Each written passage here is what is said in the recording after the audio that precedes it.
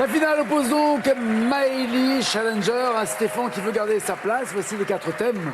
Stéphane, il y a les bateaux au cinéma, les fêtes du calendrier, les grenouilles et Trotsky. Que donnez-vous à Maëlie? Je vais lui donner Trotsky.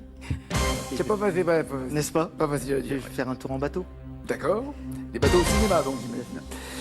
Maëlie, allons-y avec Trotsky. Dans quel empire est-il né en 1879? Carré. Trotsky est né dans l'empire du Japon, l'empire ottoman, l'empire britannique ou l'empire russe? Russe. C'est noté. 1974, quelle militante trotskiste est la première femme candidate à l'élection présidentielle en France? Carré, s'il vous plaît.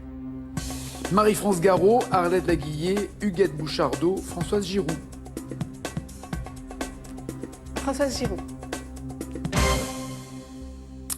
De quel parti politique français Trotsky a-t-il été l'un des bâtisseurs au début des années 20? Cache le communisme. C'est noté.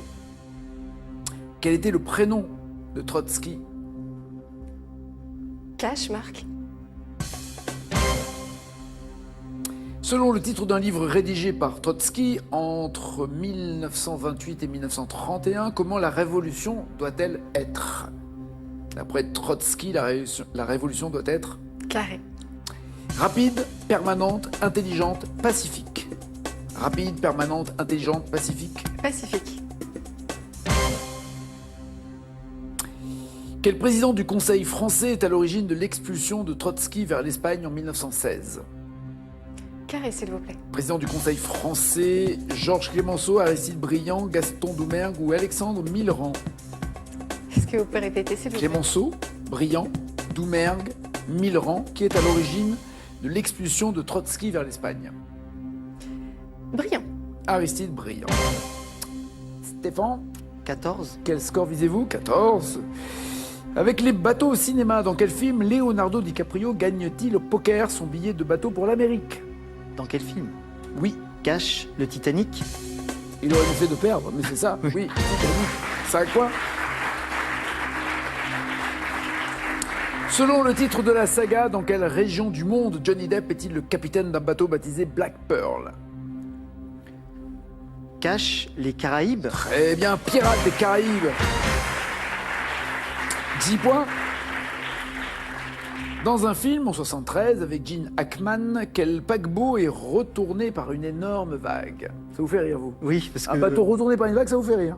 c'est triste, mais c'est Ah. Cache, le Poséidon. C'est exactement ça. L'aventure de Poséidon de Roald Dahl, film adapté d'un roman de Paul Gallico, qui s'est inspiré de son expérience sur le Queen Mary lors d'une vague gigantesque qui a fait tanguer le bateau.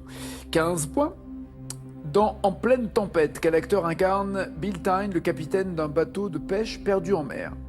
Dans le film En pleine tempête, Je vais prendre un carré, s'il vous plaît. quel acteur incarne le capitaine? George Clooney, Kevin Costner, Russell Crowe, Mel Gibson?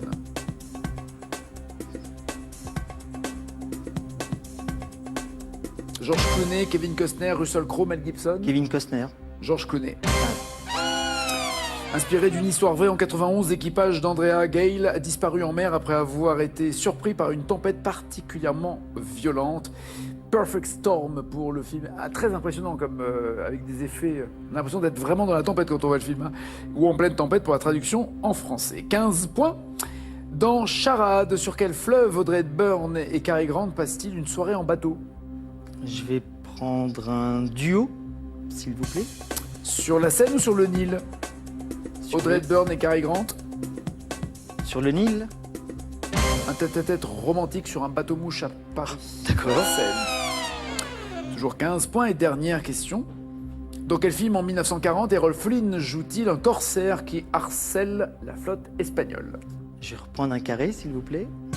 Le corsaire rouge, l'aigle des mers, le capitaine Blood ou le roi pirate? Le capitaine Blood. L'aigle des mers. Allez, allez, 15 points. Maëlie, il a le sentiment peut-être de laisser une ouverture, en tout cas une possibilité pour vous. Je ne pense pas. Aucune. C'est gentil, en tout cas. mais je ne De le pense croire. Ouais. Trotsky est né dans l'Empire russe, oui, en 1879, dans le village de Yanovka, qui se trouve aujourd'hui en Ukraine, mais qui à l'époque, à la fin du 19e siècle, appartenait à l'Empire russe. 3 points.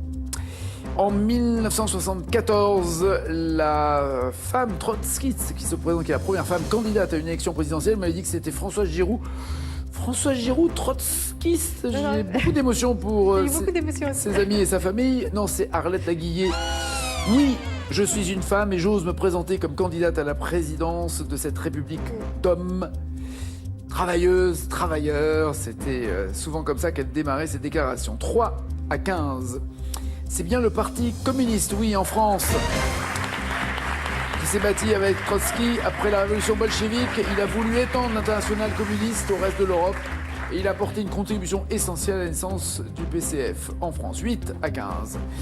Le prénom de Trotsky n'est pas Marc, mais Léon Trotsky. Lev, si vous préférez, en russe. 8-15. Le livre qu'il a signé n'était pas pour une révolution pacifique, certains auraient bien aimé, mais elle était plutôt permanente, sa révolution. C'est la doctrine inspirée par la doctrine marxiste. Il décrit la thèse selon laquelle la révolution socialiste doit être mondiale et permanente. 8-15. Et enfin, c'est bien Aristide Briand, oui, président du Conseil français à l'origine de l'expulsion de Trotsky vers l'Espagne en 1916. Un décret qui a été signé par le ministre de l'Intérieur Louis Malvy à la demande du président du Conseil, Aristide Briand, influencé par le tsar, d'après ce que Trotsky a pensé. 11-15, le champion reste champion. 6 700 € pour cette 5e victoire. À demain, champion. J'espère, Maïk, vous gardez un bon souvenir quand même. Oui, très bien, merci. De cette première fois entre nous. Ah, c'est trop beau. À bientôt. Portez-vous bien. À tout à l'heure. Juste après, tout le monde a son mot à dire. Il y aura vers 18h45. N'oubliez pas les paroles. Ciao, ciao, ciao.